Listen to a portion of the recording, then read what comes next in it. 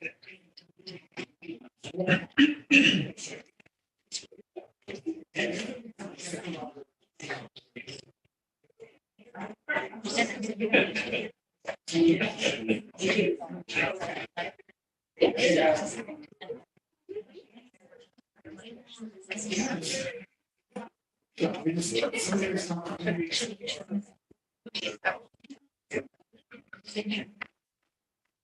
right, I will call us to order at 7 p.m. this evening. I believe our fifth member will be joining us. Here she is. Met her via Zoom.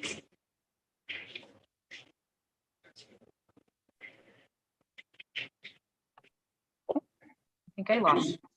So she'll be back in a little bit.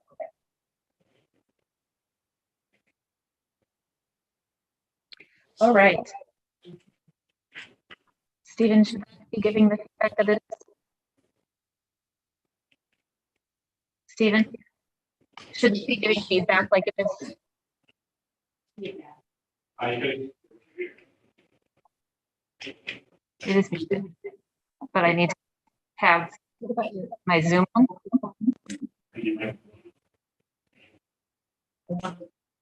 And it's going to pick everything up.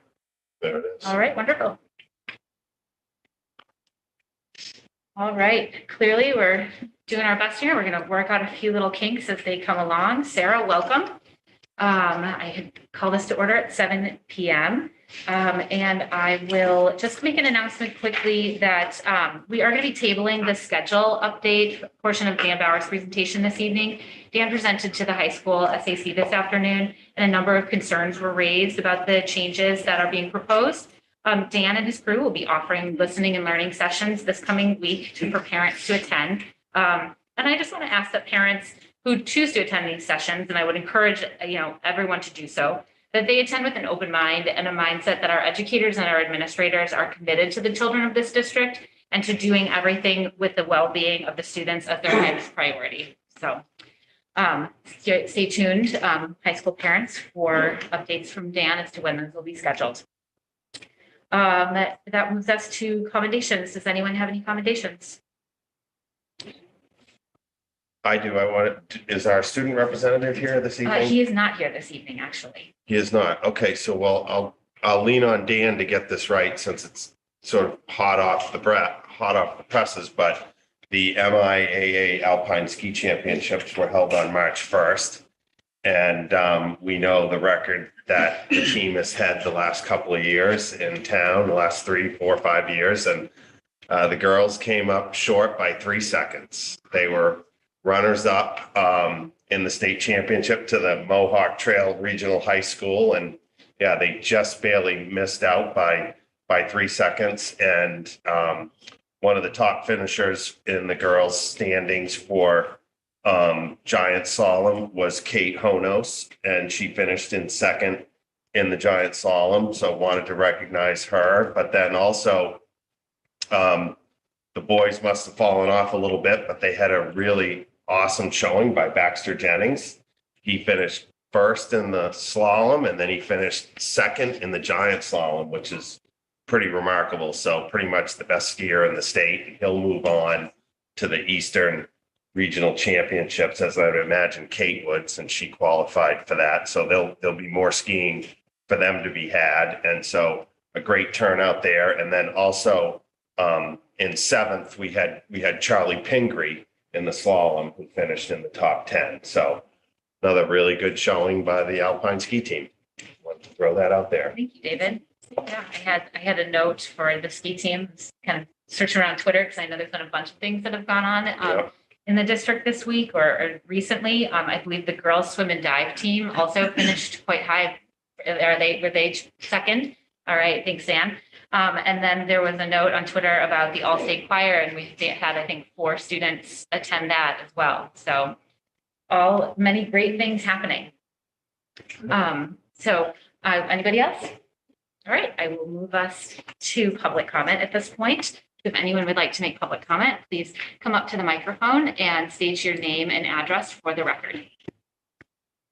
Hi, Jonathan Letterman, Oneida Road. And Jonathan, by the way, welcome. I think this is the first public comment in 2 years. Yes, it is. In Thank you. person, It's, so you I'm hold glad that to be able honor. to Make this public comment in person. Unfortunately, none of the public that are watching on TV are able to make a public comment. They have to be here. And, I'll address that. I think that Sarah's comments about mindsets are really important. I think parents need to have a mindset that people are trying to do the best thing, but I think that there needs to be a real focus on parent having mindsets where they're looking out for the best interest of their kids. And I think that things happen when there's not communication. It gets people agitated and things don't always go the most peaceful way they could because people are kept in the dark. And I originally was coming to speak about the situation with regard to the program studies and the schedule, but that was settled earlier, as Sarah mentioned. I think that it is really shocking that you guys are still unwilling to publish your meeting packet in advance. 7 o'clock, someone pushes a button. It was just in the computer a little while ago. Someone pushes a button. Do you really think that we as parents or taxpayers aren't smart enough to think on our feet in advance and ask good questions? It's unbelievably frustrating. We used to publish them a week in advance so people could have thoughtful, intelligent questions. What's the big deal? Why can't you share the documents that are on your desk with the rest of the public? And I'm speaking just to the people, to all of you at the table, because I know that that sentiment is not shared by the person who's participating remotely. I just think it is an absolute disgrace and a complete dishonor to your role as public servants to keep this in the dark. It just creates suspicion, and for good reason, I guess. Now coming today, I didn't bring a laptop computer because I didn't think that I would need to, but I can't see your meeting packet because I didn't bring a computer. My bad. I guess it's the first public meeting after COVID, so that's okay.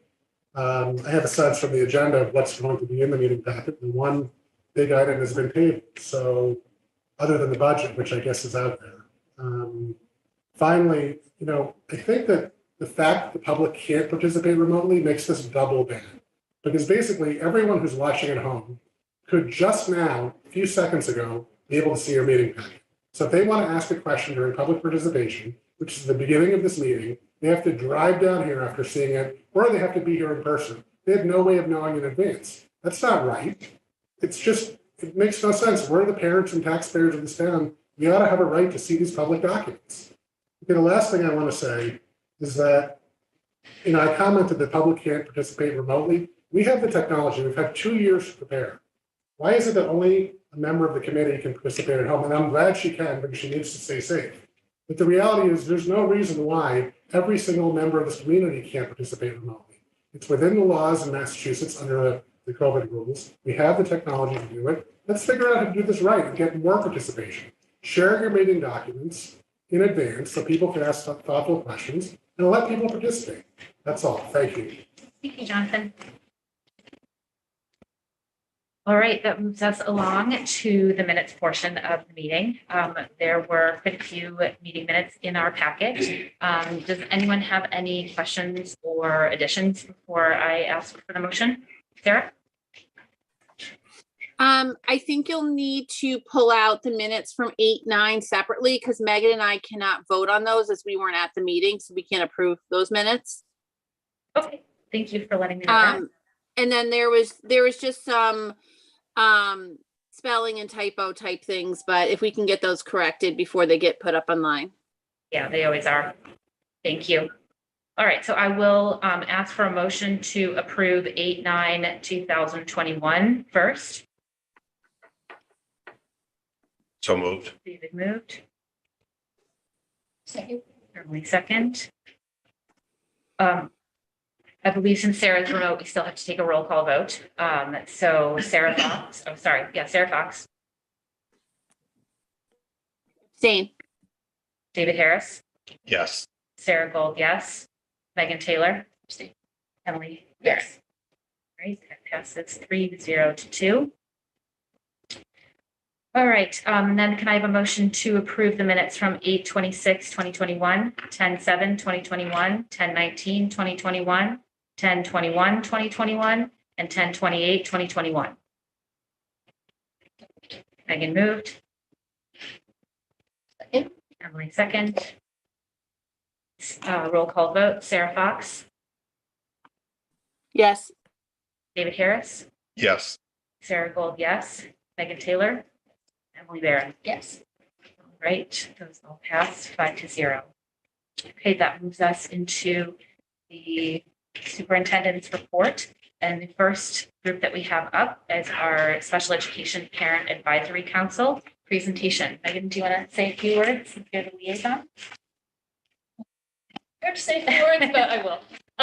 So yeah, I've been liaison, the CPAC, been working with them all year. They've recently, I think I mentioned, did a parent survey to get feedback from parents, they had great response to that survey. So I'm assuming they're going to talk about some of those survey results tonight. But really, I think they can speak for themselves. So welcome. Thank you for coming. Thank you for having us. I'm Merle Shell, one of the co-chairs, Jennifer Jackson, one of the co-chairs. And I don't know if you guys can hear us back there. We'll try to talk as loudly as we can. Okay.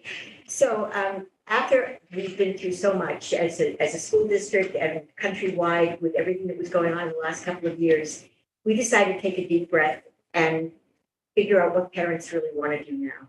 And we wanted to hear directly from them. So what we did is we created a survey. And I want to give credit, while it's on my mind, to Jeff Levin, who's our secretary, because he was the architect of the survey. And because we had such phenomenal response, which we're really happy about, he had to transcribe a lot of the data by hand and then put it into an Excel spreadsheet for us. So thank you to Jeff Levin. We also want to say thanks to Paula Donnelly, because Dr. Donnelly actually disseminated the survey for us to the entire community via an email blast. So the purpose was to really figure out what people wanted. And some of the interesting data that happened, which we're going to share top line, we're not going to take the whole evening, was that across all of the schools in our district, the results were virtually the same. And not only in terms of what they wanted to hear more about, but in terms of the response level. Village, Mandy, was a little bit higher. 32% of the survey respondents were from Village, but across all the others, it was pretty even. It was like in the 20s. So we were very gratified that so many parents were interested, no matter what grade, no matter what school their kids were in, they wanted to participate, they wanted to be heard.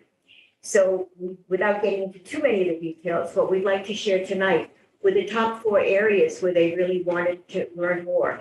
And I just want to say that we had given them some suggestions, things to just prompt their thinking, but we always left a space for other. And we got a lot of other, which was a good thing. People have a lot on their minds. So I'm going to just read them to you. We're not going to unpack them tonight. First and foremost was anxiety. That's still very high.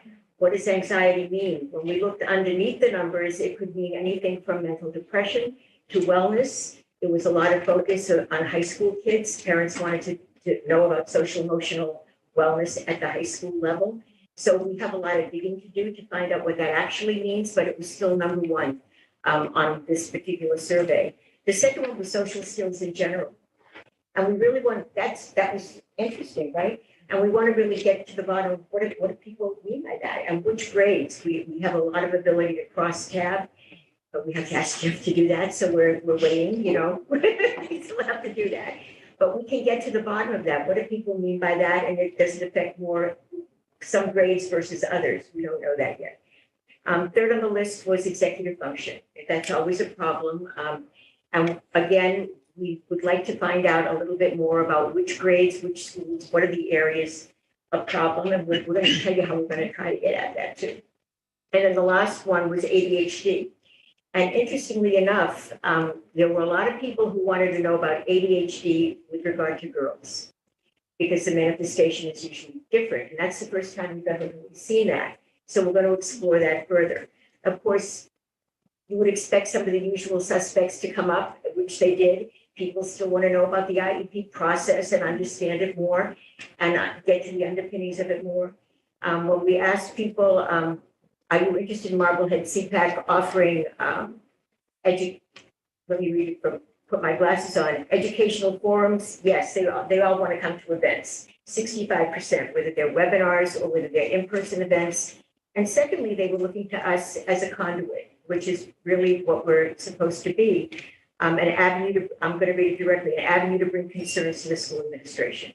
So that ranks second. So that's what we're supposed to be doing, and that's what we're hoping the survey will attempt to do to some degree. One of the other things that came up very strongly, we asked them, how do you prefer to obtain information updates about Marblehead CPAC? And the number one thing was email advance notification. They want to be told before. And because they wanted to be told before, a lot of them shared contact information with us. We had 114 respondents, which is a really good number, which made SurveyMonkey say pony up, because otherwise we're not going to keep giving you data for free. So that's a good thing. But more than half of the 114 shared their contact information with us. As a result of that, we have formed yet another committee. We have a subcommittee now that is strictly going to be devoted to making sure that we deliver on the promises that we made to them through this survey. They will get advanced certification. The first one has gone out, and Jen's going to talk about that because we have a bunch of meetings coming up. And we're also going to have a meeting, we don't know when, we have a board meeting coming up this month. And because we also want to have these people come and talk to us in person, we would like to hold an event and say, come and hear the results of the survey and let's discuss. We want to hear what do you mean by anxiety? Where are your issues? We want to start unpacking the information we have in top line format here. And we're hoping we're going to get a good response. We think that we will. And that will help us, to lay our plans as we go forward, not just for the end of this year, which is pretty much getting filled up, but for next year. Because we really want to take our time and we want to do it right. And we want to foster the relationships that these people indicate they want to have with us. So we're very gratified and happy to share that with you this evening. And we will be posting this at some point on our website, but we want to have the first meeting with parents first and see what kind of response we get from them and see what else we can learn. So I'd like to turn it over to Jen because she has a few updates that have nothing to do with the survey. We're taking advantage of this opportunity. Well, I just want to say that anyone is welcome to our CPAC meetings. We have a meeting with the district every month. It's the first Tuesday of the month at 10 a.m. Those meetings are posted on the town website because they're open public meetings. And then our board meetings are always the third Wednesday of every month at 7 p.m. And again, everyone is welcome to come to those. And then we also have a standing meeting with Paula every third Wednesday of the month at noon, where it's just a listening session where parents can come and bring whatever questions they have to Paula. And she's been very open and forthcoming in answering those questions. So that's been a great forum for parents as well. So just want to put the word out on our sort of standing meetings that we have every month. Then also this month we have Paula is going to talk to parents about the IEP process. So IEPs 101, unpacking a complex process. So that will be next Wednesday, March 9th at 7 p.m. And that will be, all these meetings are on Zoom. And then we have at the end of the month, a speaker coming, Ashley Harris Whaley, who will talk about ableism. That's on March 30th at 7 p.m. I think I covered, that's all. So we have a lot coming up. And then the last exciting thing is we are planning to do the Unsung Heroes again this year. Unfortunately, we're not going to do it in person again this year because it's all these mandates have been lifted too close to when we could actually plan an in-person event for the end of the year. So we will do a similar style to last year where we'll open up the nominations in April for the month for parents to nominate people in the district for an unsung hero. And we will still publish the book and print the certificates and honor those folks. So just want to, that's coming soon. So I think that's it. I think that's it. Thank you again for inviting us. Yeah, thank you. And I think just to kind of highlight what Dick mentioned is the accessibility now for both the CPAC board and also Paula. Paula, I think has been great having those, hosting those or attending monthly meetings. And I think they've been really beneficial. I try to listen in to them. Parents ask really good questions. And I think, honest, like I said, honest conversation with parents. So I definitely recommend that if you have a question, log on those Wednesday lunchtime sessions. They're very useful for parents. So thank you for organizing. Thank you. Thank you, everybody. Thank you. Thank you. All right. Dan, would you like to join us and go through the proposed program of studies?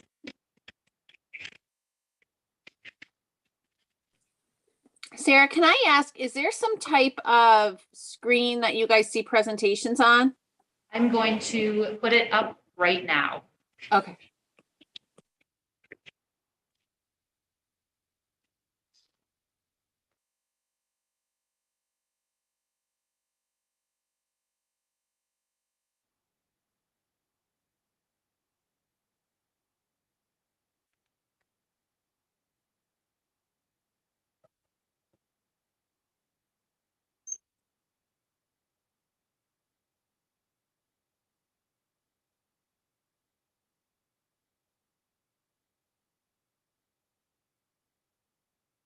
Sarah, you can't see that though, can you?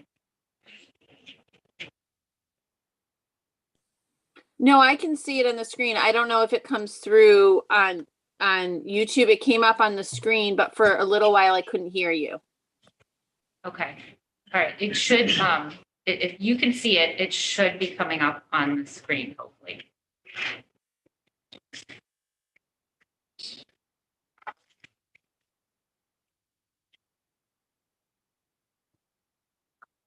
All right, Dan, tell me when to move forward. Okay, great, thank you. And we have to wish the hockey team good luck. They're playing right now versus Whitney Hanson. And the girls, for plug for them, they play Friday night at Arlington. So, and Skylar Schmidt took fifth in the state and high jump at 6'2". So, Wow. it's hard to imagine somebody jumping that high. Yeah. But anyway, thank you for having me here tonight, and I appreciate the updates. A lot happening at the high school, but very excited to present our program of studies. But I do want to mention, in terms of the schedule update, as I said, being tabled for tonight, that allows us time to work with our students and families to create informational listening sessions. And as we said, we'll report back in 2 weeks, the findings on that piece. But we do need to continue the scheduling process in terms of gathering data for recommendations, elective selections, and the course review process. So that piece can run independently as we work on this. So thank you for that piece. So in terms of the program of studies, as we know, it's a collaborative effort. It's a living document. It's one that is, so it's a large body of work that includes not only courses that are offered, but a lot of our operating procedures in terms of the academic side. So I have to thank our leads, our departmental members, school counseling, student adjustment, our assistance team, and our administrative team for all their feedback and time. It's a lot of work, but it's a great exercise for us as we review not only any errors in there or any changes, but any substantive changes that we bring here for report to the school committee. So I thank all those involved. Number of meetings that we've had, and we feel good about where we are at this point too, because it's always an evolution, working for the best interest of all of our students to make sure that we improve our offerings to provide the best educational opportunities for our students. So as we go into the first two pieces, there are two items that are tabled. The AP European History will run next year. And largely there was a communication piece that I'll own on that as we were working through in terms of timing, that allows us the year to review other elective AP options for grade 10. Secondly, the 35 credits per year, we're tabling that as well because that does connect with the schedule. Okay. We'll report back on that piece. So for the meat of the presentation, one item that is in here in terms of a program we offer is our Essex Tech After Dark program. We actually started that last year. We had late approval that came after the program of studies. We had 4 students actually go through the program, and it's been wonderful. Our students will take courses here, the core classes, until 11 o'clock, transported to Essex Tech, where they receive everything from automotive, technology, construction, health, sustainable horticulture. They have advanced manufacturing, which piques our interest for going back to visit. It's just an outstanding opportunity for our students, and we have a great partnership with Essex Tech. Our school counseling department and our administrative team have already put forth the presentations for this year's applicants. We have 16, actually checked at 17, and they've changed a little bit Essex Tech for their procedure for this. We'll now include an interview, and I believe they're planning on being here March 16th to interview our students, which is an awesome opportunity for them. So we're looking forward to continued partnership with Essex Tech. It's been a wonderful opportunity. Next is the advanced manufacturing pathway that we discussed earlier in the year in terms of receiving the grant that allows us to plan for this. And we're still in the developmental phase. And quite frankly, to sum this up, it's an opportunity to align courses that will allow students to leverage advanced manufacturing in their senior year, whether it be an internship or project, but also provides credentials that they can go out into the labor force and be highly successful. We have courses already in the pipeline, and we're working with our committee to streamline courses for down the road. But it also affords an opportunity for our students to be in a cohort where they also have an opportunity to work to not only gain exposure to advanced manufacturing opportunities, but also the real world. And I think that piece of college and career readiness is really important. We're very excited about this. There are a number of pathways offered by the state for starting small with advanced manufacturing, but it's more than just coming out with the credentials. It's the whole process in working with students, providing another safety net to work together, and really reaching out to those and showing rigor and relevancy within our curriculum. So we're very excited about that. So stay tuned. We'll provide more updates as this evolves. Next, for our RTI, which is response to intervention, we currently offer an RTI program in math, which runs during our study halls. And that's manned by our math department.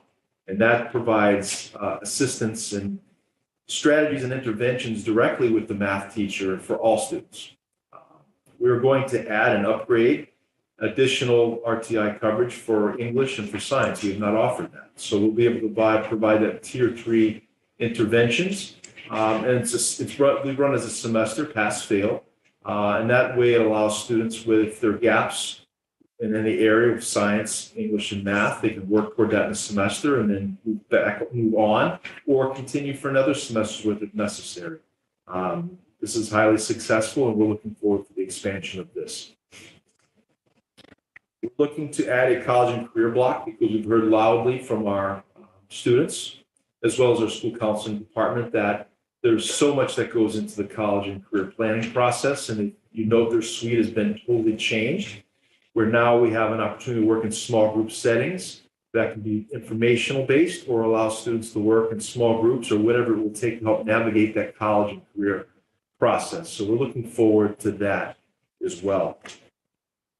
Moving on to some direct programming within our applied arts, our woodworking 2 course.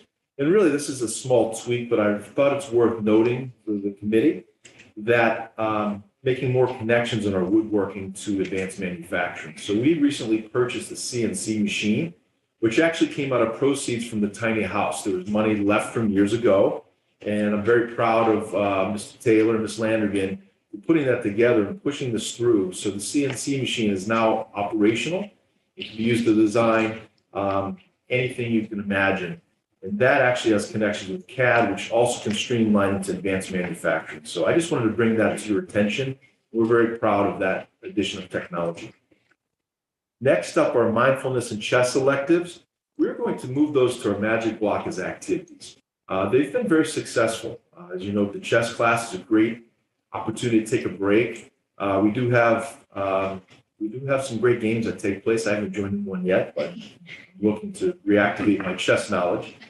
In mindfulness, actually, ironically, in today's SAC meeting, a few of the students asked about a mindfulness room, which is actually behind you and down the hall.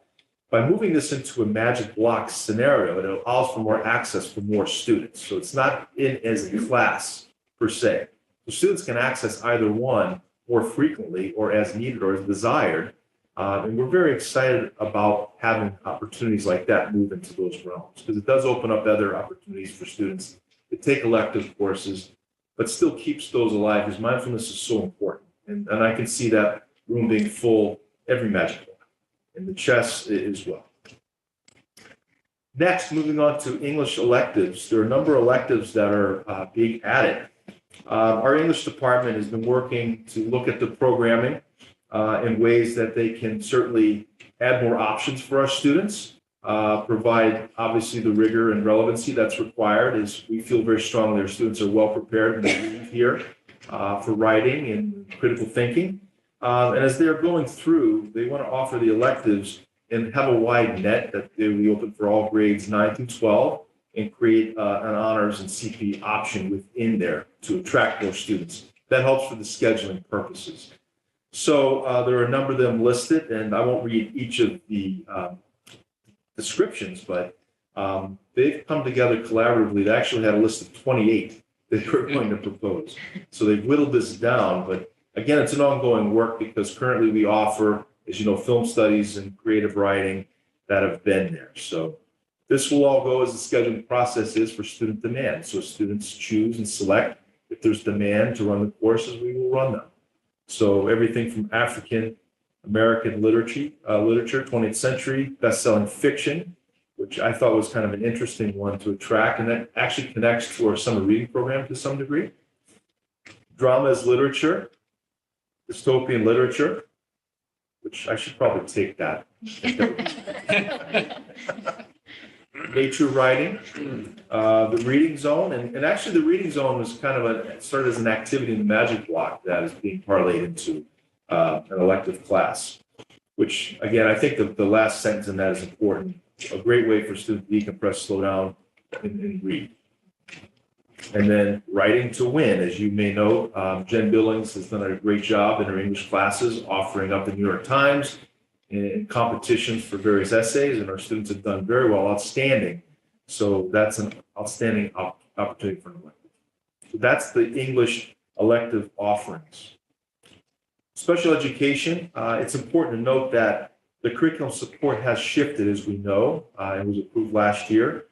But the description, we've done more work to show what the course is actually about. So Jillian Bradbury, along with Leah Feldman and the special education department and supervision of Paula Donnelly, has worked on just providing more narrative in terms of what the course offers, including the SEL piece, which is wide and encompassing, executive functioning, study skills, vocational, and transitional planning, and section it up into grade appropriate instruction and bringing it to life, which is important. The Preparing for Life After High School, we're eliminating that course, but honestly, it hasn't run in several years. However, as we're introducing the MyCap program, which is the college planning, career college planning for our students, and the innovative pathways, we feel that there will be more college career readiness opportunities for all students. So that course hasn't run, and we're just taking it out of program studies, cleaning it up there. In our Latin programming, we're very fortunate that we have a new teacher involved. He's hit the ground running, Mr. Judkins. And we've looked for ways where we offer many sections, and it's difficult to manage with one teacher in terms of the levels.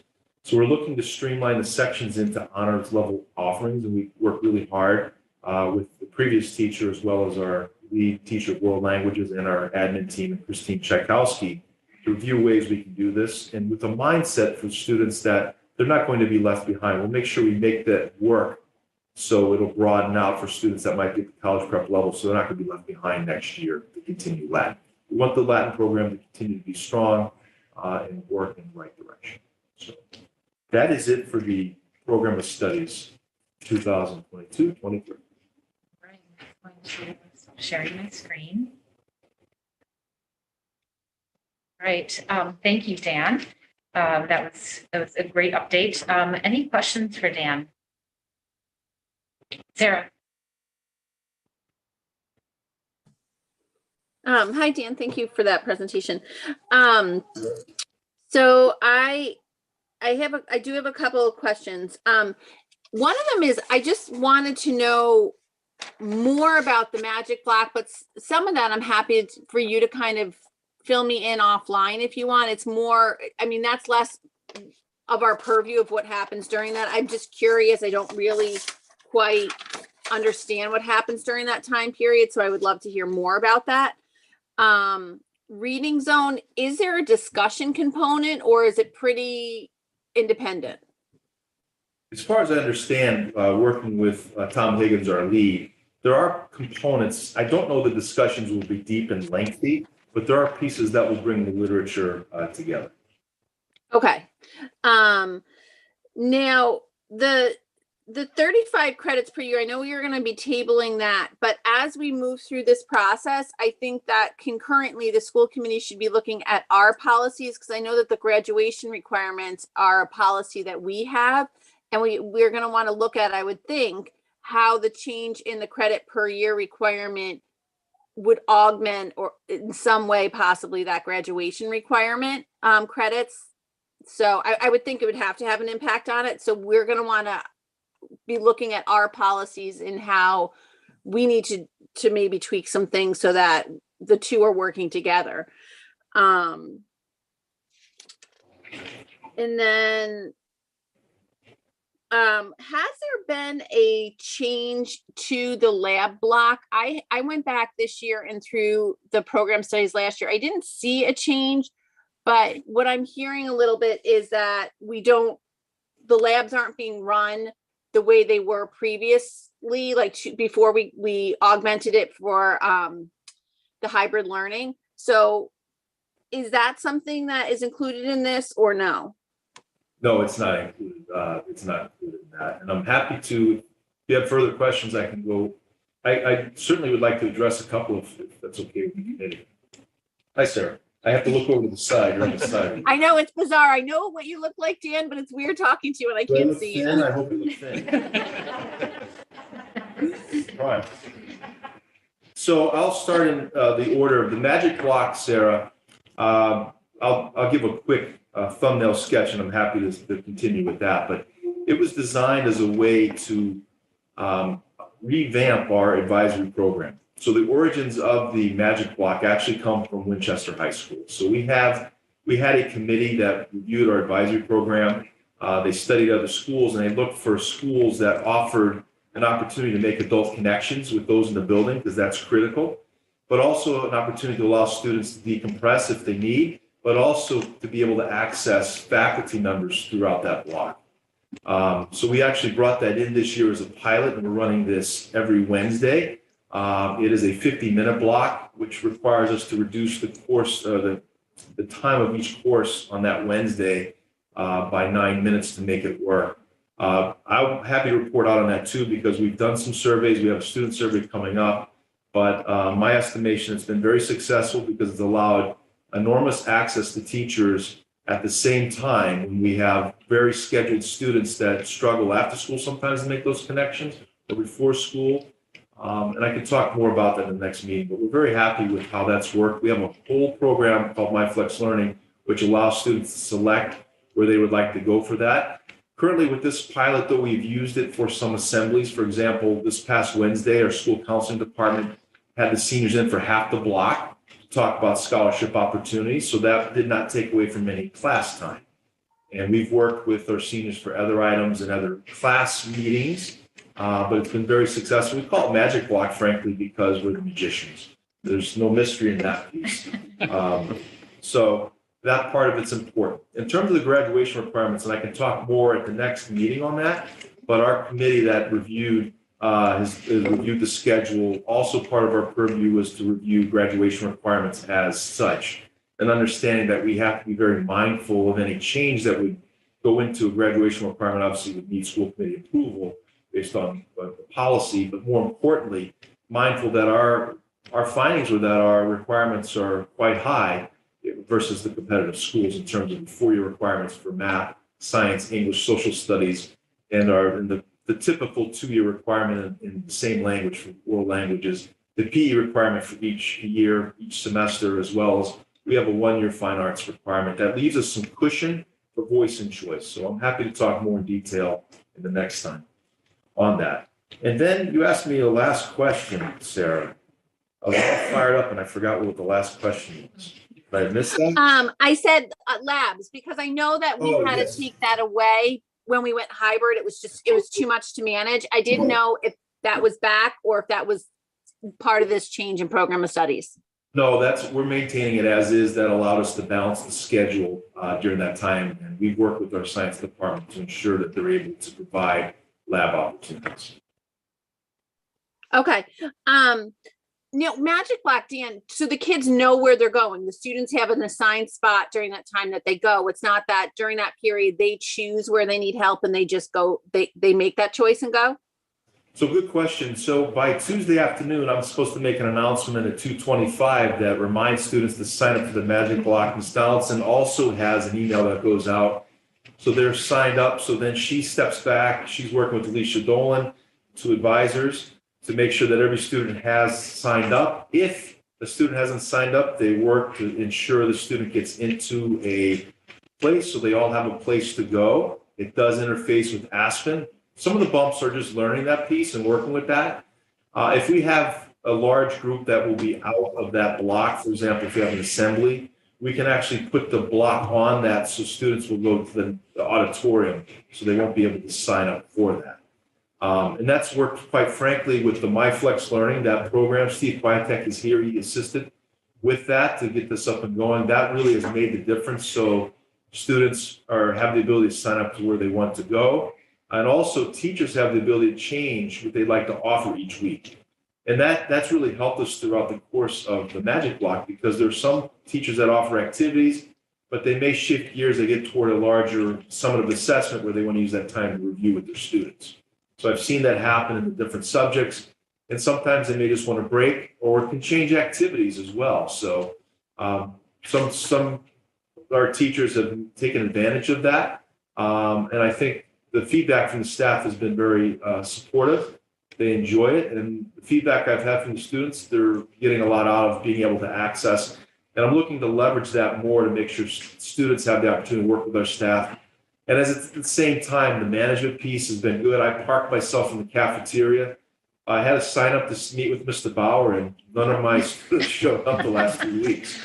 But I'm down there watching, and I see a few of the kids move around. But generally speaking, they're doing a nice job with it. And we're looking to make more improvements.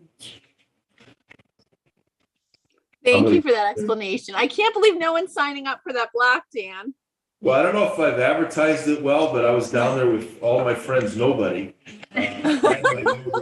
It's some paperwork. Well, and as the loan committee member with a child at the high school currently, I think he seems to think that it runs really well, and he appreciates the time and the flexibility from everything that I've heard. So. Yeah, I think that the big thing is hearing it from the students and really seeing the work. And some of our teachers who I thought might be a little reluctant seem to be jumping into it as well. So I think they're dipping their toe more as we move into the spring. It will be interesting to kind of hear what those survey results are. So. Absolutely. And I could certainly provide a listing. We have a weekly listing of the activities.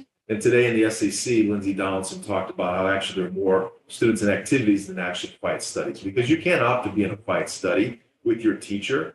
And that's also a positive because you have that adult connection. I just want to make one more plug if possible. We had a meeting this morning with Gina Hart, who's done our YRBS, our Youth Risk Behavior Survey work. And one of the items that stuck out to me as she presented to our faculty in this morning's meeting is that 64% of our students back in October said they have an adult connection to the building. And I was a little sad by that. It's a little higher than the state average, but I thought it would be much higher. And I'm hoping if we did that again, that question would be higher today because of the Magic Block. And I'm hoping that the work we're doing Magic Block will increase that connectivity with our students and staff, because that really is key, I think, for SEL, but more importantly, for positive school culture. Just in terms of the program of studies, and I appreciate all the work you and your staff have done. And I think there's, especially with the English electives, some really great electives out there, some really interesting ones to kind of, offer that opportunity for students. So I'd like to take some of them too. I don't know about the dystopian. I barely say it, so I'm not sure about that one, but the nature, I think there's some really good opportunities. So I appreciate that. It's nice. And it's nice to see that our English department has been working together. I'd love to see that collaboration. And the fact that they're excited and looking to bring that to our students, I think is a very positive thing. Thank you. Has the pathways, I forget what it was called, the whole thing. Advanced manufacturing. Yeah, has that started?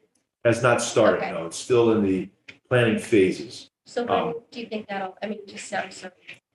So we're a little bit behind, but we're working, our contact at DESE has been outstanding and is really working with us. And Scott Solberg has been outstanding connection as well. I'm sure he'll be giving me a call soon to make sure that I pick up the pace here. But we actually had a visit scheduled at Uxbridge High School that has extensive pathways. They really done a great job. That was canceled because, COVID. But we're looking to have it set up so that we can launch next year in unison with the Mind Captain think that would Great, be. so next year. Yeah, and it may not be a large cohort to start with, but we can add as we Yeah. go. And so if that one's successful, we'll look at adding other ones. Yes. Awesome. And it offers really advanced course opportunities. Yeah. And that's the piece where it allows students to stretch that might not necessarily stretch and see the relevancy in school as well. And our high-level students can really jump and run with this. Right. Well, if it's something that you're interested in and have access to classes that might not be normal, I think it's great to lead you out to, because they're saying they want more people to be in like hands-on work. So this is a way to get more kids engaged in that. That's great.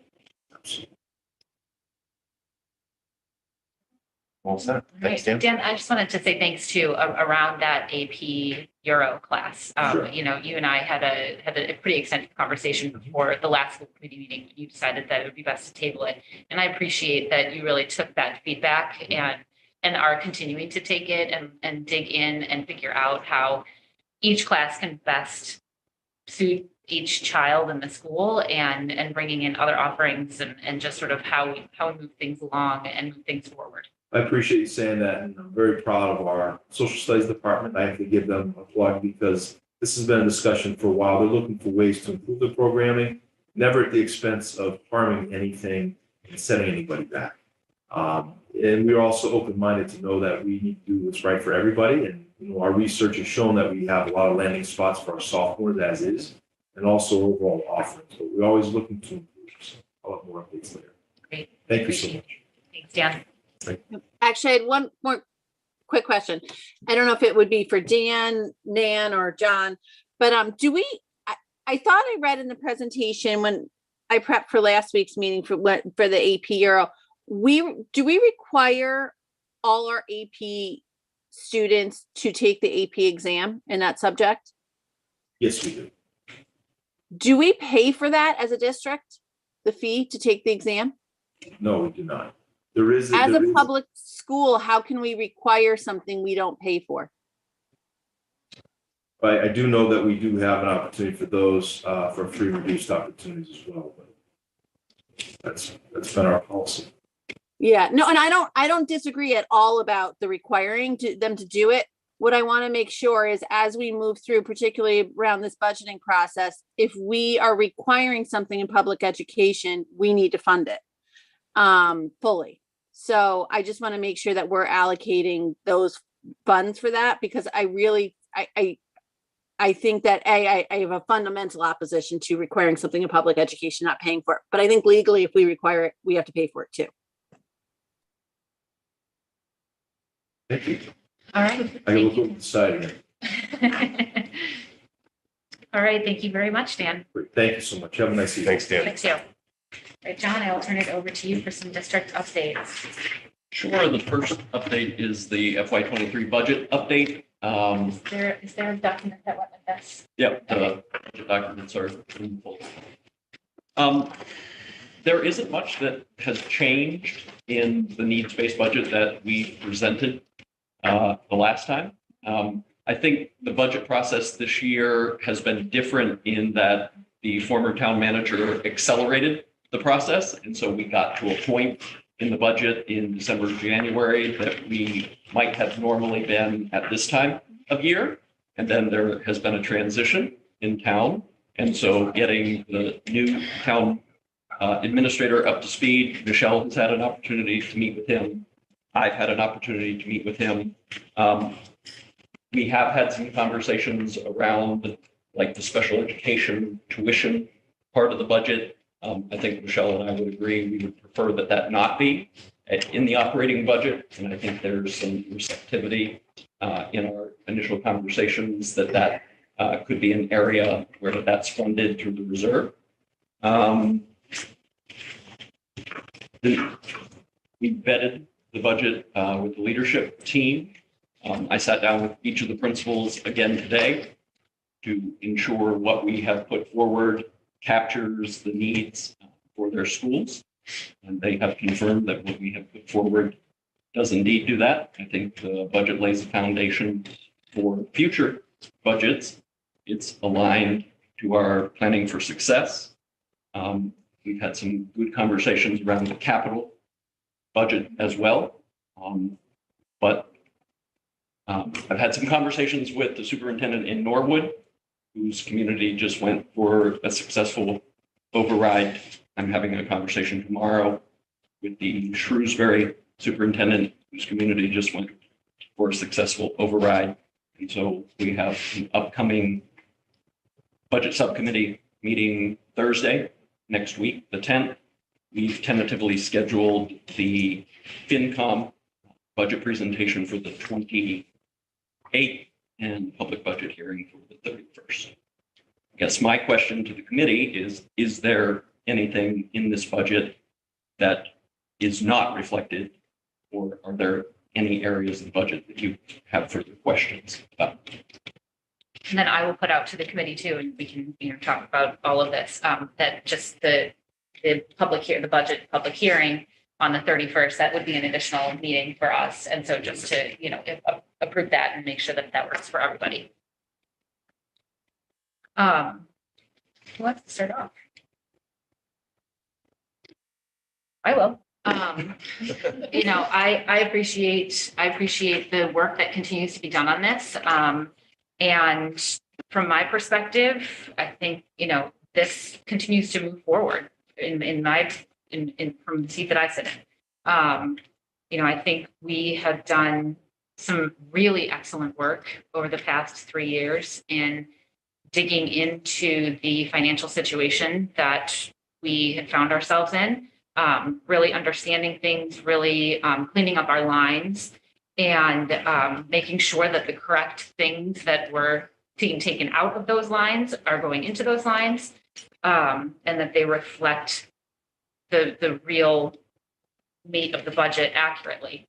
I'm incredibly appreciative of our administrators and the hard work that they've put in on this, and really digging down and figuring out what we need in this district to provide an exemplary education. And I appreciate, John, that, that directive from the get-go in this budget season.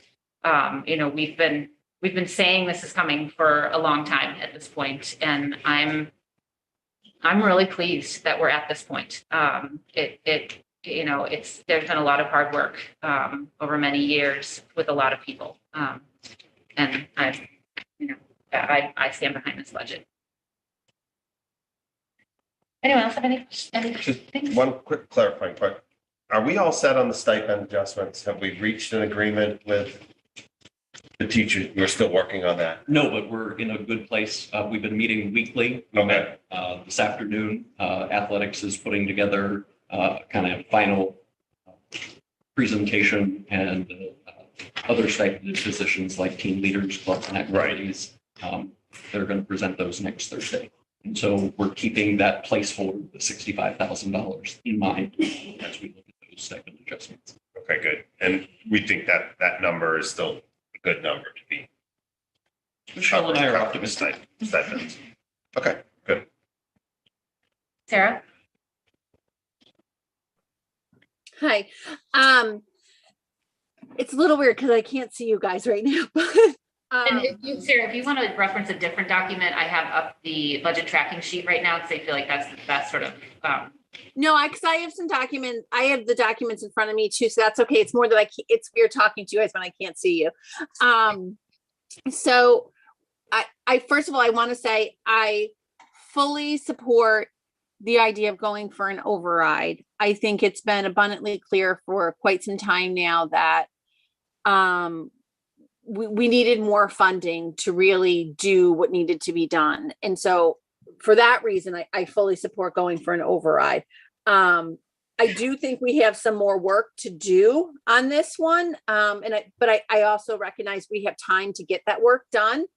There's some things that I think to be an exemplary school system, we still need to tweak. I had a great conversation with John and Michelle yesterday. I think they're, I explained my thoughts on that. So I just want to say, I think we have room. I think we have the time and we have a little bit more work to do. But that overall, I support, going for an override. Sarah, can you just clarify on what tweaks you think we need to make just so we're all up to speed? Yeah, no, I think, for one thing, we're hearing things like, what I just said about the AP classes, like that's a smallish number. But I feel like where that provides equity, that's one of our goals. That's really important to embed in a budget. I've talked about a grant writer. I still feel very strongly about the curriculum directors. I think would be really, really important to have those people, those specialists on hand to design those curriculums and to choose those curriculums.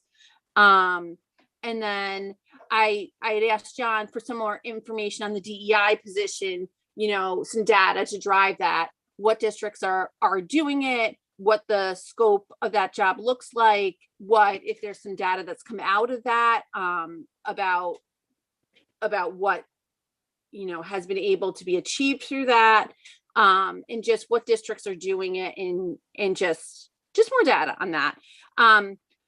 He actually was able to say he's talked to some districts. There's, I guess, 5 districts that he's in touch with various superintendents of that work as a consortium where those 5 pay into one DEI director position. Knowing that Marblehead is a small to medium district, I think that if those 5 are having success with the idea of having one director to cover those 5 districts, that we may want to look at buying into a consortium to do that. The argument was made, we need to put off curriculum directors until we know what curriculum it is they're doing. So I feel like if we were using that argument, having a $125,000 DEI director without really having groundwork of what district has one of these as a sole person just for their district and how does that work? I just think we need more data to drive that point. And I also want to explore the idea of these districts that have done it as a consortium as well.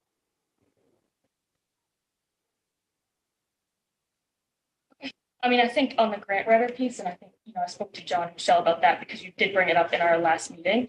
And I think that's one that can probably self-fund itself. So we could probably, I think it's definitely worth looking into that because it can help us. The first year it usually doesn't because they write for the grants for the following year. So we would need to embed that this year. And then hopefully, the grants come in to fund for the following year. But, we would need to start paying that person right away when their grants, come downstream a little bit. So we would need to embed that. Yeah, I'm agreeing with your point to add it though. Okay. And the curriculum director, I mean, that one, again, I'm not going to argue with John and Michelle and our administrators on this, but I think my understanding is that there is a plan for how we move forward with that both next year and the following years. So that piece, again, I'm not disagreeing with it. I'm just saying that I support our administrators in terms of how they want to move forward with it and how they want to fund it. The AP classing, I think we should absolutely look at that. So let's, see, let's price that out and see what the numbers look like. That's a new one. And the DEI one, I am going to push back a little bit on that. And again, it's open for conversation, but I think, the reason why I recommended it is because it's been such a push from our community and from our staff. When we did the Planning for Success, Sarah, which you were a part of, that came out as one of, it's one of our themes because the community, both our students, our staff, our parents, community at large, all recognize that that's an area that we want to focus on.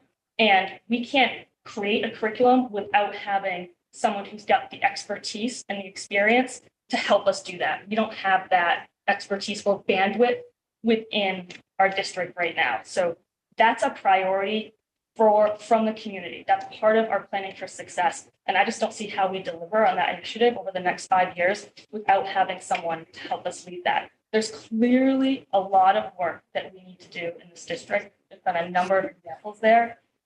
So again, that's just my perspective on it. I'm open to the conversation. Well, I think one of the ways that I, particularly speaking to the curriculum directors, but I'm wondering if it doesn't relate to the DEI director position, is that the curriculum directors it isn't that we have to do it one way or the other. It can go top down or bottom up. And right now we're working bottom up. And so I think, Nan, you had said you would like for those teachers who have been working on it, our leads, to really see it come to fruition, and then the directors to come in to really manage it and move everything forward and make sure that it stays in a position where that it needs to be in.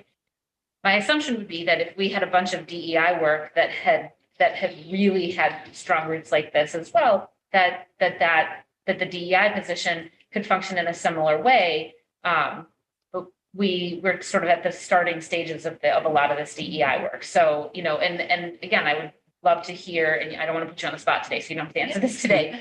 But, in subsequent conversations around the budget and around that DEI position, I think, Sarah, checking into the consortium is an interesting thing. I always get a little antsy with things like that. I mean, even the sharing with the town can sort of is like, just make sure that we've got enough, that this person has enough time with us. What is the best way forward with this? Is it going to be this top down where we put somebody in to really get things going? Or there's obviously been good work that has started, do we go again, sort of similarly to the curriculum directors and go bottom up? Emily has her hand up, and then I can follow up. Yeah, I'll probably say some of what Nan might say. So with the DEI director and the curriculum, I think those are two separate things.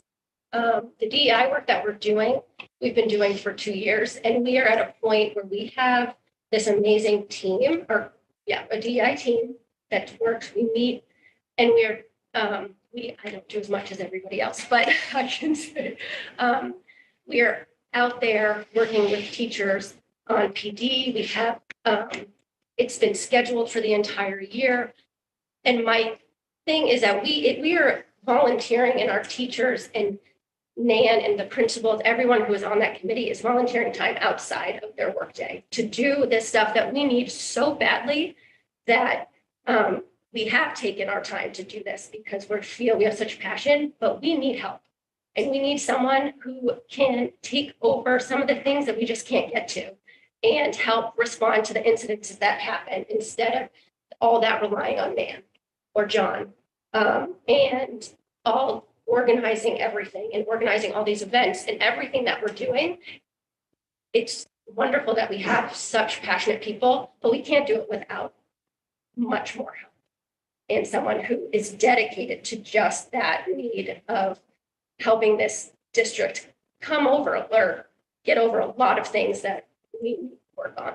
And so I feel strongly that we need this. We need it now, and to come in and to support us in what we've been working so hard to do, and just get those things that could be better than what we're doing to get that exemplary education to our children. We owe it to them because of obviously what we're lacking. Have we seen like what the scope of the job would be? Do we have any data?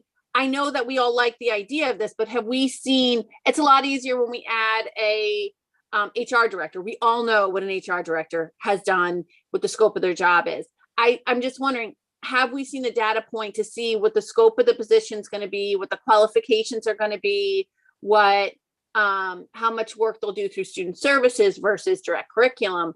Have we seen any data on this? So we have, Sarah, and I was going to follow up on Emily's point about the staff, this team doing so much work and professionally developing the staff and doing a lot of work. This position would make the work come alive during the academic day when all of the rest of us are doing our regular duties. So there'd be a more student facing component. So in terms of the data that you're talking about, Sarah, John and I have been reviewing job descriptions. So I go on School Spring every once in a while, and I'll do a search for DEI coordinators, and I'll print all of their job descriptions. I found one today, as a matter of fact, that's called Social Justice and Community Connections Coordinator. So it can be kind of as we talk as leaders and as a school community, we can create the position to fit what we would like it to be and address the different populations within our community, adult and student. And some of the job descriptions actually have percentages of time when it's student facing and adult facing. And the student part is 60% facilitating the work and then a certain percentage of time in classrooms doing the work, shoulder to shoulder with teachers. And so I think that would be a direction that if I were to write a job description for Marblehead, I think teachers would be appreciative of a position like that that can come in and help facilitate difficult conversations or help kids understand complex concepts related to different issues as developmentally appropriate. So there's been a lot of conversation. We've started the conversation as our DEI team. Next Tuesday, we meet as a DEI team, and I've put it on the agenda to kind of talk about if this budget goes through and we are lucky enough to get this position, what does the team think that position should look like? And how would that team write a job description? And what would be the title? It doesn't have to be a DEI director. It can be all kinds of things. There can be SEL related components and all kinds of inclusive practices embedded into what we make that position become. Thanks.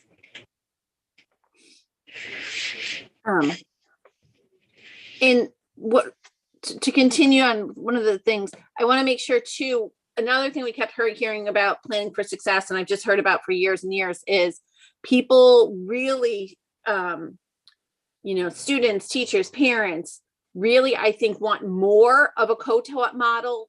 As much as we can provide that I think is really going to provide as much inclusion as possible. And I'd like to know how this budget really allows for an increase of availability to the co-op model. Happy to have Dr. Donnelly come to our next meeting and talk about the conversations that she's had with the special education chairs. Okay, great. Okay. And this one, I should have remembered yesterday, and I apologize, I did not. So I'm not putting anyone on the spot for an answer, but I want to make sure we're looking at when we look at the kindergarten tuition, I think we allocated 350 for that, but the last several years, what we've carried in our budget as a revenue driver from that, it was either 425 or 450. So I just want to make sure that we're allocating for that delta. Michelle? Yes. That is, the difference is the benefits that it's budgeted on the town side. Yeah. Okay. You answered that for me before. I knew that okay, perfect. I apologize for not retaining that answer, Michelle. No problem. Well, I think Sarah, to your point too, and I've said this and I'll say it again, this is what we need right now that our administrators are asking for, so that they can implement. And, in my conversations with John with his conversations with Norwood and others who have gone for overrides, it'd be lovely to be able to promise that we aren't going to be back for another 5 or 10 or whatever many years. But, I am not willing to make that promise at this point. I think we've been underfunded for a long time, and we have made the best of it. And we have, we have amazing teachers and staff that have made sure that this district is highly functioning.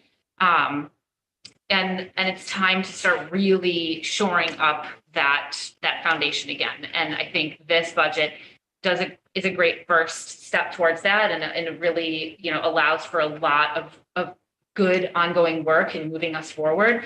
And, education is constantly changing, needs are constantly changing. And so this isn't going to be our last ask. It's just not. So. Anything else on budget? Did I miss it? I think so. Just Sarah, can you clarify that for a second? When you say it's not going to be our last ask, I mean, we definitely know this won't be our last ask. Well, everybody has to come back periodically for overrides, but are you saying, you know, we may be back at the table next year or the following year? I would never say, when we're coming back, maybe it'll be sooner rather than later. Maybe it'll be later, I think, to me, what I promised years ago was that when we can tell people what we need, we will ask for it. And I stand by those words, and I always have. And that's how I want us to move forward as well, is that as we work on budgets, when we find needs and areas that really need support, that we put them together. And if we can't figure out the creative ways to fund them, and there's always a lot of moving parts within these budgets that the curriculum directors, I know in the conversations for next year, then we put together a comprehensive and well thought out and well planned ask to the taxpayers to support the children of this town. And so, that's what I said a few years back. It's what I've said every year. And here we are this year with a really well thought out budget and with quite a few asks. And I stand behind it. And next time there's another one, if I am still on this committee, I will stand behind that if it's well thought out. Now, Michelle, we have the proper warrant article and wording for this, correct? Yes, we do. Okay, sounds good.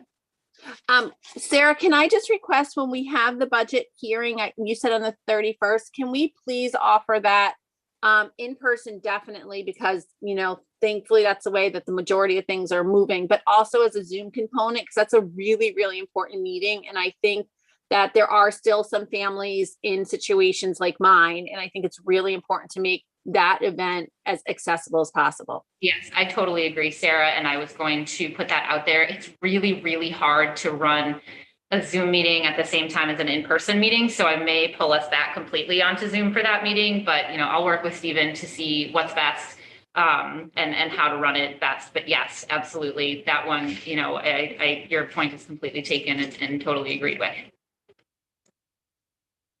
Does the 31st work for everyone? Is that hearing? All right, the date. Okay, John, town report submission. Sure. I'm just going to make a note before I go into the town report. This is the first in-person meeting that I've had, because the last time I was here, I was seated over there interviewing. And so before I read the town report to you, I would like to offer to the administrative team the opportunity to go home. Your days start very early, and this is could be a longer meeting. And since I'm going to read the town report in its entirety to the team, I just wanted to give them the exodus cue. All right. So, Yes, you're out. I've got my gavel and I'm using it. So the town report, we're following a very similar format as we did last year, giving an in-depth look into the prior year. So sometimes it's awkward reading it because you're reading about 2021 school year and you knew how complicated that year was. But it gave each school the opportunity to tell their story, each division the opportunity to give their reflections.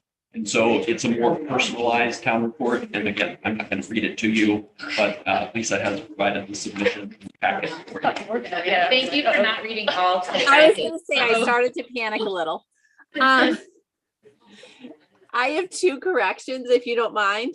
2 corrections. I just, before Richard leaves, I'm going to not give him permission to leave for 2 minutes.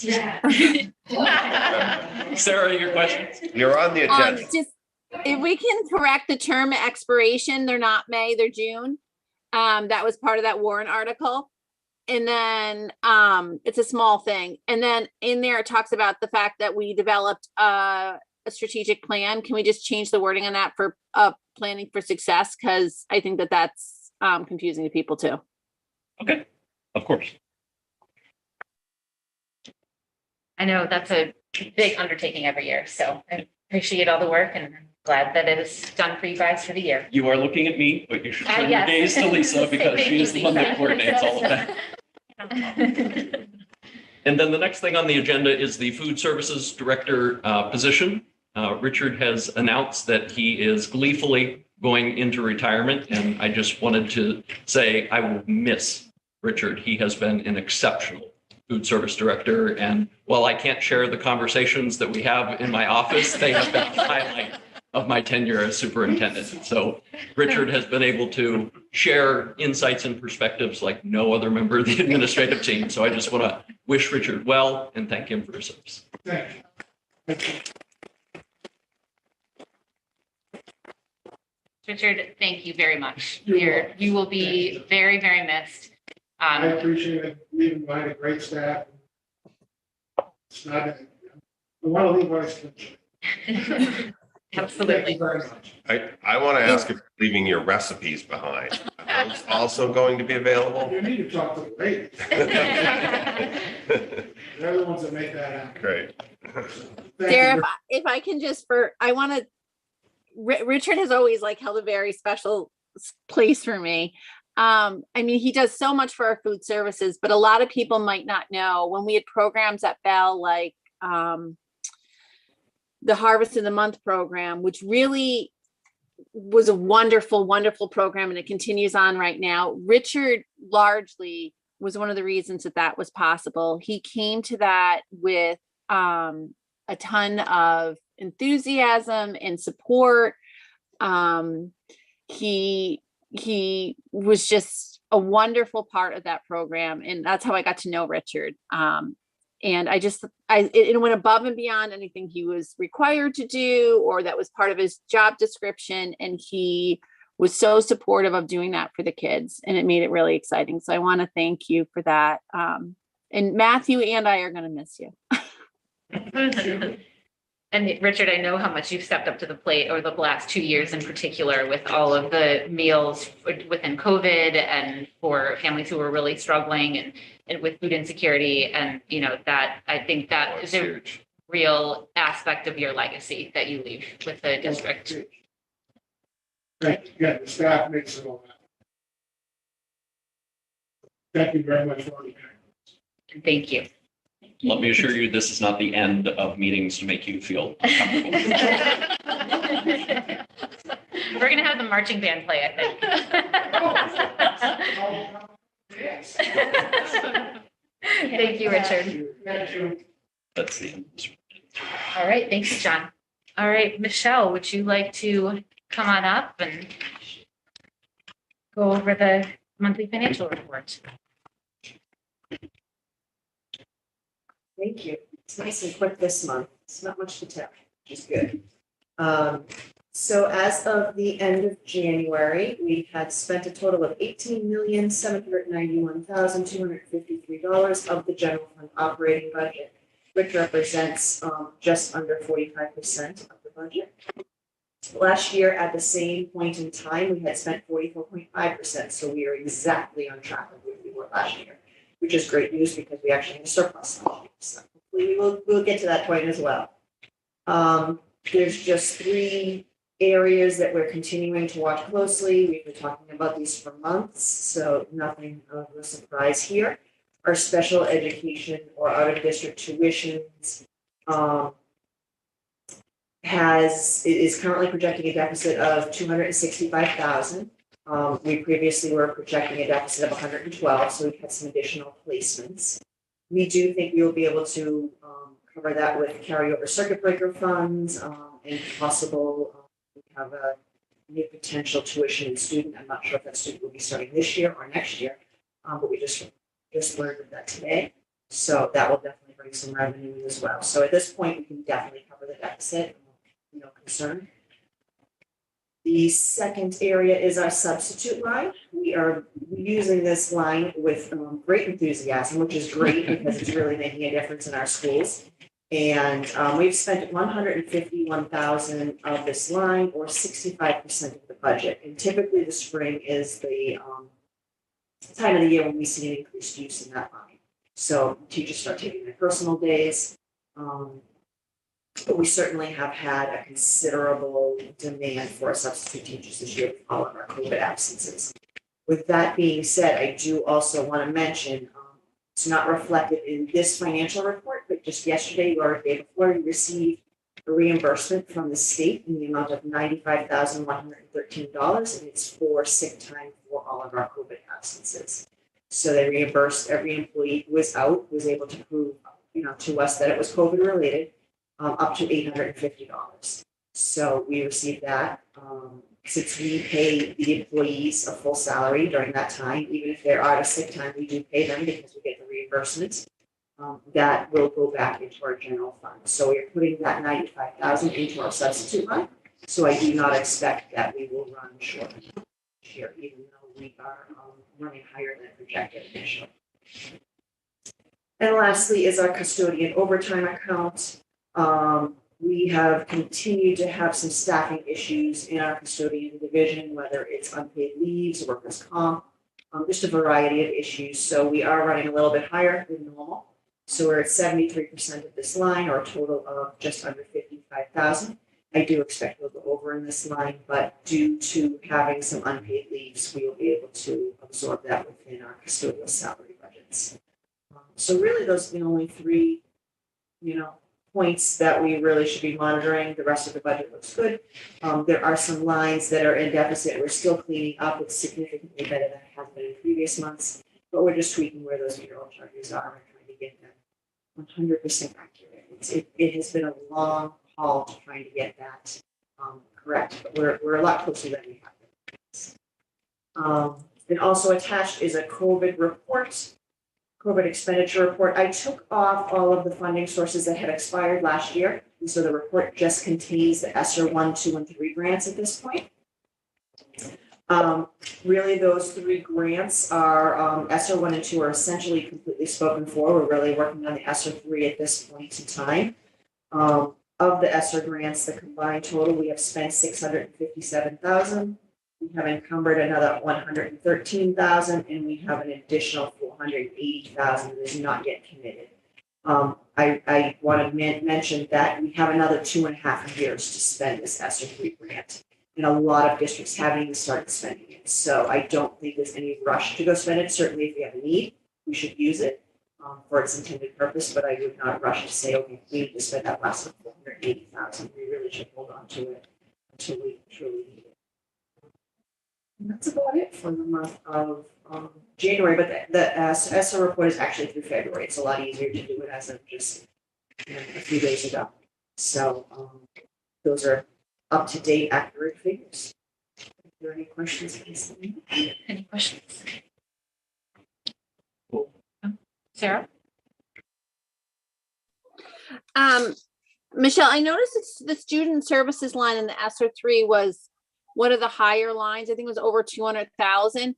Can you, you don't have to speak to that right now, but at some point, can we just kind of speak to what that's reflective of? Yes, it really, could certainly give you some more detail on that, but really most of that grant is intended to provide supports for students and for groups that are at disadvantaged. So primarily, we're planning on using most of that. Initially, we had budgeted for 1 year of free tuition-free kindergarten. And we're tweaking that because we had to use it for some other IT-related costs. So, but the rest of it pretty much is earmarked for anything student-related. Okay, would just not right away, but in the before the next meeting, would you mind giving me like a breakdown of that? Yeah, absolutely. Okay. And then how close are we to hitting our like threshold with the energy before it kicks back to the town? I actually haven't looked at that specifically. I know we haven't touched it yet. We typically hit that usually in March and sometimes early April. Yeah. So I do expect we will be dipping into that very shortly. But I would say to be sure.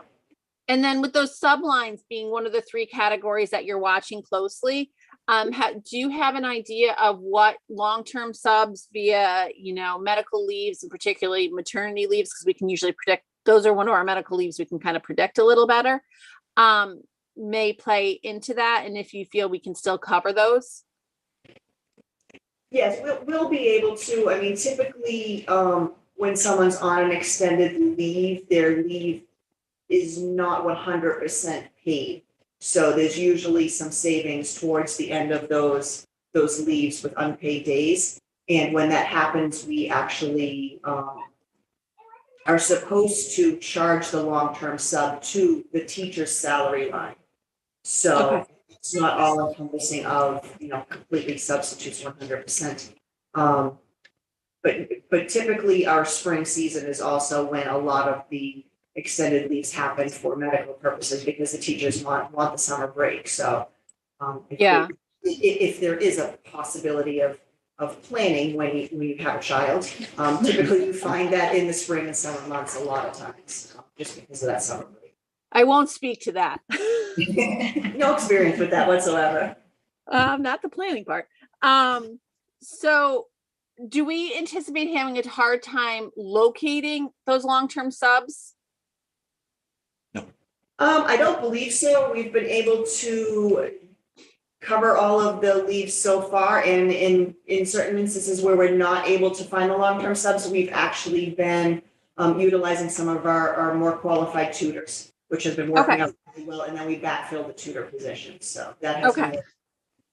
And then where we had the increase in the special education, we're continuing as we go through the budget process to update that on any definites, but also are we updating it on any likely outplacements where we might not have signed the paperwork yet, but we know they're coming down the pipeline? Yes, and that was part of the reason towards the end of the initial budget process, we all of a sudden increased our out of district tuition costs because we knew of some more potential situations that we became aware of. So we are still budgeting for those, and the figures. That's great that we're tracking that so closely. Thank you. Any other questions or comments? All right. Thank you, Michelle. Thank you. Thorough as always. All right, that leads us to our schedule of bills. Find that. Can I get a motion to approve the identified schedule of bills totaling $764,454.94? Megan moved. Second. David second. Any questions on any of those? Didn't come up beforehand. I All had right. one or two questions, but I'll take them offline with Michelle. They're minor. I'm prepared to vote. Okay, sounds good. Thanks, Sarah. All right, Sarah Fox, Yes. David Harris, Yes. Sarah Gold, yes, Megan Taylor, and Emily Barron. Yes. Great, that passes 5-0. Thanks, everyone. All right, that leads us to school communication items. I included the protocols that we had voted over the summer in. I just wanted to, feels like it's, somewhat kind of ish mid-year. So I figured it was a good thing to just sort of wrap back to these and go over them and put them in the Dropbox or the folder and just sort of acknowledge that we have all committed to these and make sure that people don't have a problem with any of them. Do you want to read them all I like do Dr. not Bucky did? want to read them Or all, his report? No? So yeah, I just wanted, we didn't end up setting goals. So I think, sticking to our protocols is a really great goal for us as we sort of continue to try to, get everything back on track from the, kind of years of upheaval. COVID certainly is a perfect example of that, things have had to sort of waver a bit, and I just want to make sure that we're all on board and sort of maintaining these protocols as our goal. Thoughts or comments on that? I agree we should follow the protocols. But I think also, now that we're in a much smoother rhythm, I know you've said this for like 2 years now, but the weekly meetings with the superintendent, especially as we're leading up to a meeting, are really important, not just, to build a relationship with the superintendent, but to make sure that we're prepared for our meeting and that there's no surprises, because that's been one thing that we've all talked about in terms of building that trusting relationship.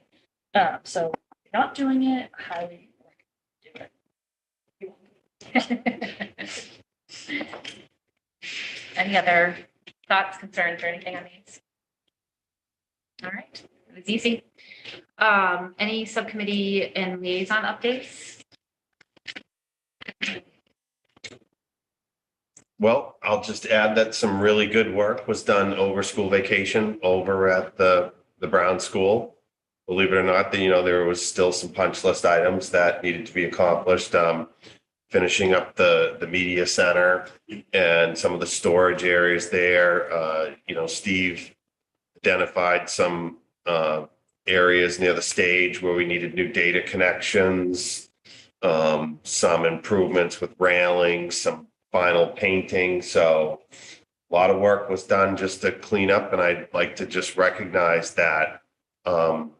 Oh, by the way, Gilbane has left the building officially, so they are now out of that room, Sarah. And so I hear already that there are people moving into that space and looking to make, the teachers are going to be using it, I heard, as maker space and some combined STEM work maybe, or STEAM work, and people are eagerly awaiting the opportunity to get in and use that space. And Gilbane did right by us. They painted the room and cleaned it all up. So that room is all in play. And then we'll have a building committee meeting the third week. So not the 17th, but I believe it's the 24th. We'll give one last update on where we're at. And a couple of final things that'll happen in the spring is some fence work, for instance, with the adjacent to the tower school, some fence work on the property. And it'll be an opportunity for our landscaper, due to the guarantees that are provided. Once things start growing, there might be some things that need to be replaced that didn't winter over well, or things like that. But, Gilbane, left field, RDA, they're still at the table every Wednesday for an hour, following through on it. They're not moving on. They're very committed to making sure every last detail is finished. And I can't, speaks volumes to the team and their level of commitment to finish through when they all have other projects going on. And they've done some really great work there. And once again, I just need to throw some recognition to Ralph Wallace. Ralph was at the school every day during school vacation and has just a great rapport with our contractors and subcontractors and professionals on site, and Ralph has really been there to see it right through to the end too. So thanks to Ralph for being the eyes and ears of our ownership team and helping see the final details get completed. Great, very exciting. Sarah, I see you've got your hand up. I don't think any of us can recognize Ralph enough, to be perfectly honest. But one thing I wanted to ask you, David, and you don't have to give me an answer on this right now, but if you can look into what is happening. I know when we first moved out of Bell was that they were going to protect that PTO shed that the PTO had purchased and give it back. One concern that was brought to my attention is the PTO is now paying to replace that shed because the one I think was needed to house some equipment.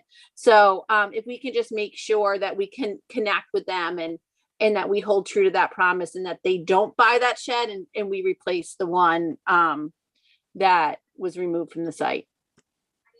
Can you just help? Was that the plastic shed or the wooden? It was the wooden shed. We were supposed to move it and then they wound up needing it for a hand washing station because COVID hit, and they said, don't worry, we'll replace it. And there is a shed going on the site, but then we figured out, I think we needed it to house some tractors. And so that's going to get shifted to that. So it looks like we'll need a second one, but I just want to make sure that we're making good and that the PTO, I know you're going to make good on this. But I think it's just a coordination piece that we let the PTO know that we're going to pay to replace that shed and need to use parents' money to do that. Great. I'll give a quick little update. Earlier this week, I went to the Marblehead Racial Justice Team METCO presentation. They had METCO headquarters Zoom and present on the METCO program. And something that was really, they're starting is Metco 2.0. And their thought on it is how can they make the program better? And they have 3 big initiatives that they're working on. And it's to help districts diversify their teaching staff, create curriculums that represent everyone, and bring restorative justice to every Metco district.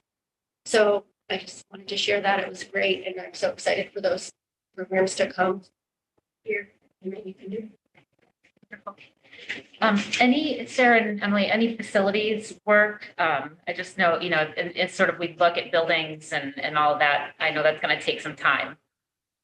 Yes, so we have we had a meeting, and then Michelle had asked if we could put it off for a couple weeks, because what's really in the holding pattern right now is the town hasn't gotten back to us. We've kind of brought our capital plan and presented all that information. But because of the transition going through, they haven't really been able to give us any feedback. And so we're in a holding pattern. So Michelle has been checking in regularly and is going to let us know when it's appropriate for us to schedule the next meeting. And what about, can you guys move forward some of the stuff with the MOU about our facilities and our land? I continue to try to get that list of what we actually own, and that's kind of another piece that got lost in the transition. They have it. I got the list. How did you get it? Because I've had no response to my emails. I emailed Becky, and she sent me a link to get the list. So I have it, and I will for our next meeting. Okay, if you can forward that to me, that'd be great, because I've gotten no response. Great. So we're ready to move forward with that piece. That's wonderful. Yeah. Right. And related to that, probably should have mentioned this earlier or sent you all an email, but so for the roof for the high school, we're going to apply for an accelerated repair plan through the MSBA.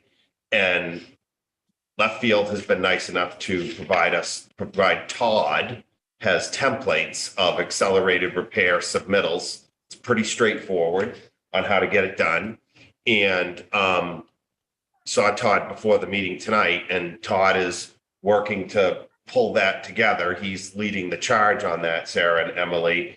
And I offered to certainly, provide, an extra set of ears and eyes on that to work through the submittal so we can get that into the MSBA, and certainly won't be approved by town meeting. So it would be like what they did with Fort Sewell, where, you ask for an amount not to exceed, and then if the money comes in, it would offset the amount that the town needs to spend. So thanks again to Left Field for giving us some samples there, but we're going to work to get that done. And if you all want to look at it and take a stab at that, giving Todd some help, I think that would be great. Yeah. Yeah, that was discussed at one of our meetings that Michelle had brought that up, and that that connection had been made. If you too, David, any of that paperwork you have, if you can forward that to me, and if Emily, you can forward and share what you have, that would be great. Yeah, I'll send you the template that I had for the one example that actually was a roof project. So you can see it's really pretty straightforward, like 5 pages, and it's pretty not too in depth, but I'll send that information forward, and then hope we'll have some time when Todd does have some time to work on that. We'll make sure we get that in. Yeah, that's great. Wonderful. Thank you to Todd. All right, I will move us into closing business. Any new business this evening? I just wanted to ask that we maybe, if you can sit down with Stephen and ask him to kind of give you through on the OWL cameras and what the ask on your part would be to get those running so we can have a hybrid meeting. I know we own them. I know that they were purchased by some private benefactor when we were doing the hybrid model at the schools. And then I know town also allocated a fair sum of ARPA money to buy OWL cams, with the hope of moving all town hybrid, and I believe they're doing that within the next few weeks, I believe. So if we can connect with them and see how they're doing it, and connect with Stephen and just see if we can make that happen too, that would be really great. Yeah, absolutely. I can definitely do that. And I think from my standpoint of sort of running it and managing the waiting room and sort of, the assigning those tasks, it would be helpful to have somebody sort of who's not participating in the meeting to be able to really do those controls, because it's a lot. And then particularly when you're adding in the function of being in person as well, I think that it would detract from my ability to run the meeting as well as be a participant in the meeting. So I don't think there was any correspondence that we had this time around. So I will adjourn us at I believe some correspondence came in later today that was asked to be entered into the record as public comment. So if we can add that in. Oh, sure. Yep. I have not been on my email much this afternoon. So. Okay. Thank you. Instead, we can put that through the minutes. All right. We will adjourn at 8:40. Thank you, everyone.